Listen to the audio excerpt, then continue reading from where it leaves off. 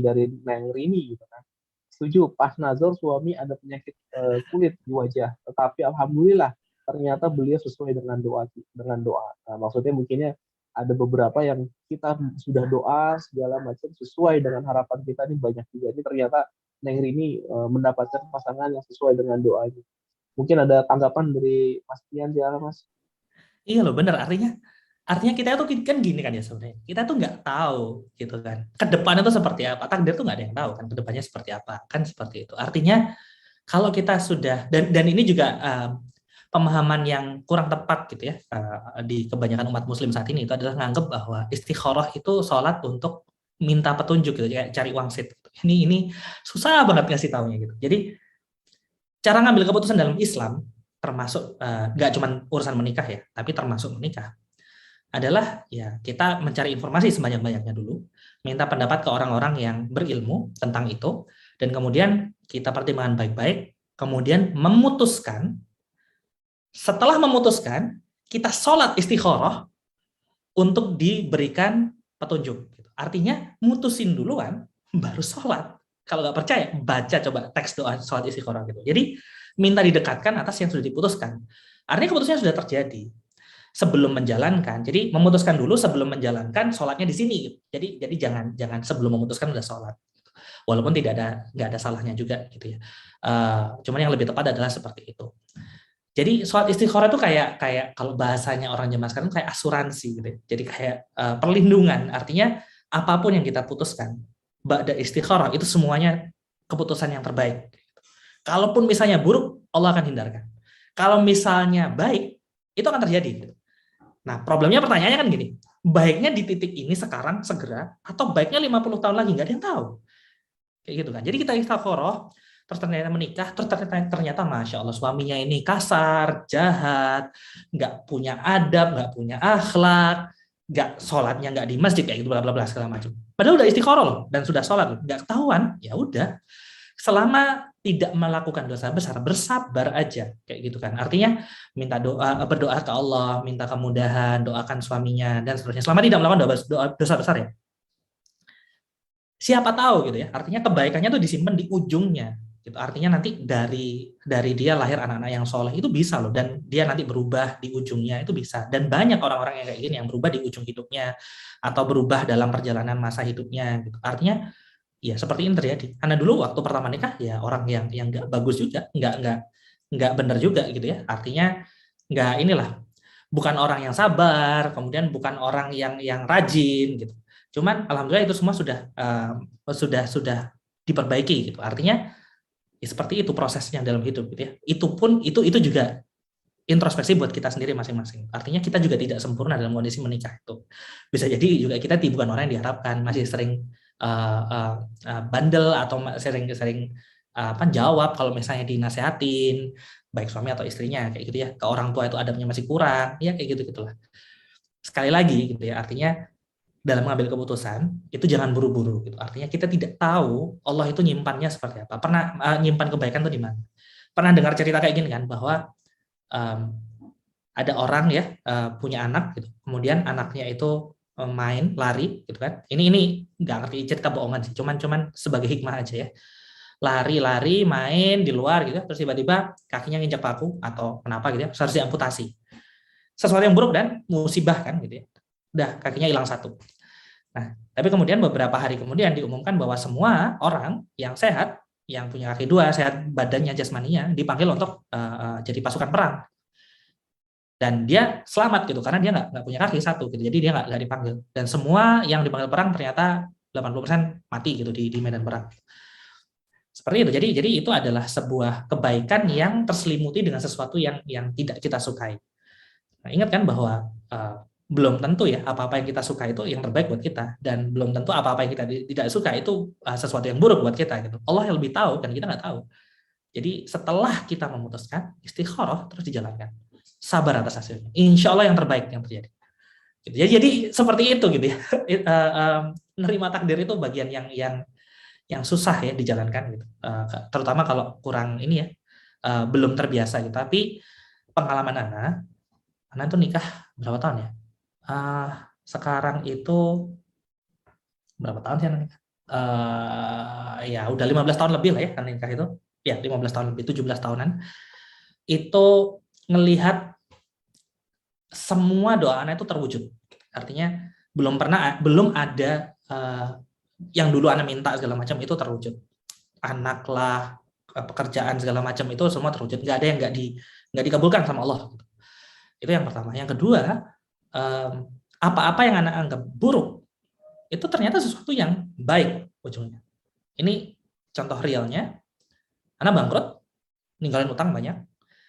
Saya itu kalau nggak bangkrut, Anda nggak switch jadi profesional gitu. Dulu kan usaha sendiri, kemudian bangkrut, kemudian switch jadi profesional, dapatnya sekarang jauh lebih banyak, kerjanya lebih enak dan lebih bisa dinikmati gitu daripada dulu. Ini contoh aja. Artinya dulu bangkrut ya bingung gimana ninggalin utang banyak. Sekarang udah selesai utang lunas semuanya segala macam dan lebih bisa menikmati hidup yang sekarang gitu, yang lebih hasil lebih banyak, waktu lebih banyak. Ini lebih enak. Artinya Allah bikin kita melalui sesuatu yang tidak kita suka itu bisa jadi karena memang kita pinginnya ke sana, cuman kita nggak sadar jalannya lewat sana. Semoga nggak terlalu bulat ya jelasannya Mas Herdi Mas. Gitu.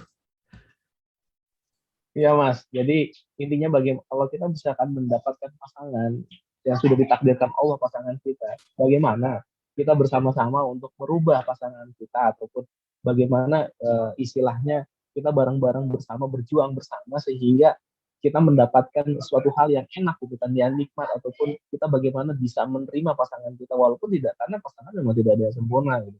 Manusia diciptakan tidak ada yang sempurna gitu, pasti ada kekurangannya gitu kan. Nah, bagaimana kita bisa menerima kekurangan pasangan kita itu yang sebenarnya dan makin kita dewasa, makin mungkin pengalaman jam terbang dalam pernikahan gitu kan, itu menjadi faktor yang menentukan untuk bagaimana menerima pasangan kita. Ya, Mas, nambahin satu lagi, itu poin antum bagus banget tadi. Jadi ingat ya, menikah itu cari ridho Allah, bukan cari suami yang cari ridho Allah itu lebih diutamakan daripada cari suami yang super baik atau istri yang super baik, kira-kira kayak gitulah.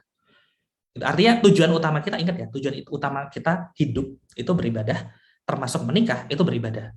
Kalau ternyata tujuan kita beribadah dan dengan diuji kita mendapatkan lebih banyak pahala dan dia pun lebih banyak dosa, ya kita harus sabar, gitu kan sebenarnya. Dan itu Allah yang nentuin, jadi kita tinggal jalani aja. Gitu. Mau Mas, silakan Mas. Ya, jadinya bagaimana bisa jadi nanti kita menyempurnakan kondisi pasangan kita gitu kan untuk mendapatkan ridhonya Allah sehingga sebenarnya surga kita di situ gitu kan. Banyak juga yang orang mendapatkan surganya itu sebenarnya dari pasangannya sendiri gitu kan. Nah, kita sudah melihat lah, Anda bukan ustaz gitu kan, banyak yang sahabat ataupun perilaku zaman dahulu tabiin gitu kan menerima pasangannya seperti apa gitu kan secara fisik gitu kan. Itu yang ternyata memang itu menjadi jalannya beliau untuk mendapatkan surga karena itu adalah ujian gitu kan, siapa tahu pahala kita dapatnya dari sana. Semoga Allah memudahkan kita semua. Nah, ada beberapa pertanyaan yang masuk lagi nih Mas.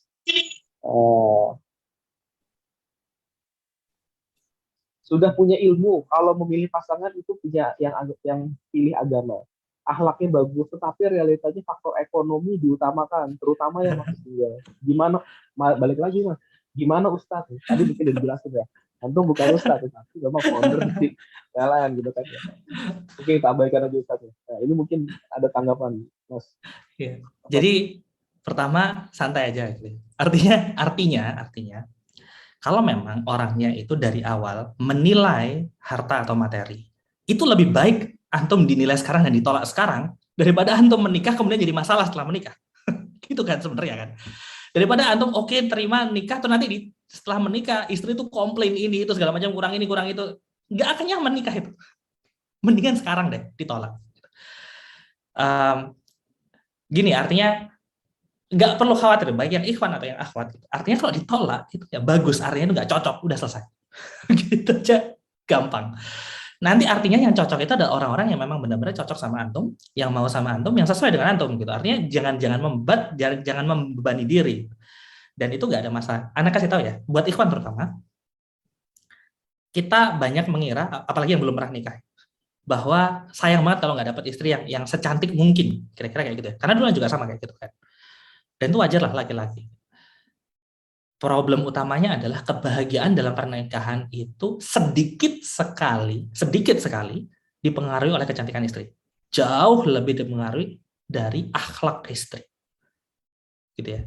Jadi antum kalau nggak dapat istri yang tercantik, tapi kalau antum bisa mengetahui akhlaknya itu yang terbaik, insya Allah kebahagiaan antum di sana udah nggak usah bingung.